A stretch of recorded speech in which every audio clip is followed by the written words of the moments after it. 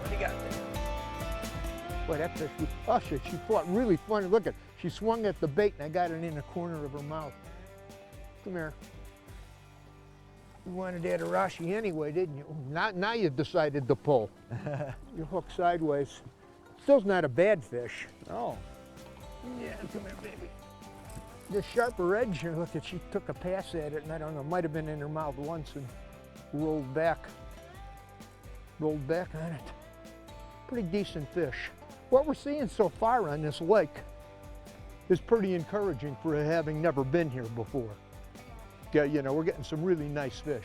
Both of us are cranking with a Quantum Smoke 7-foot medium action, Suffix fluorocarbon, and I'm throwing 12-pound test. I'm not sure 12. what Jared's throwing 12 on his, and we're throwing this new 100, size 100 Quantum little rod. I'm throwing a 6.31 on this one, and they also got, what, a 7 something? This Yep. thing is so light.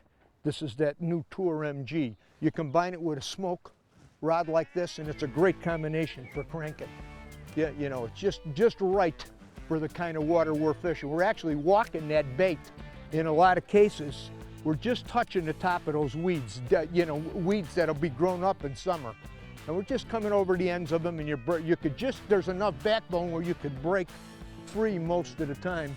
Yeah, this smoke combo with the Tour MG is just feather light. I mean, it's an incredible rod for just casting and cranking. It makes for a really enjoyable experience when you're fishing with feather light equipment. But when we're cranking these shallower weeds, it's a little different style of cranking than if you're going to be, you know, pounding into rock or timber where you put your rod tip down.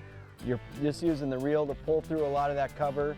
And here what we're doing is I'll cast it out, and I'm keeping the rod tip pretty high, and then I'll vary it depending on how far out the crank is from the cover. But I'm reeling down until I just touch those weeds, and then I'll raise the rod tip up a little bit. I'll pull the crank with the rod. If I'm getting buried, I'll give it a little slack, lift it up, and I'll pull it. So I'm using both the rod and the reel in this situation to just feather that crank so it's just touching the weeds. You don't want to plow it right down into it or your cast is over, you're going to have weeds on it. But just kind of feathering it in, and gives it those nice pauses too in that cold weather where it backs up, and a lot of times that's when the fish end up jumping on it as well.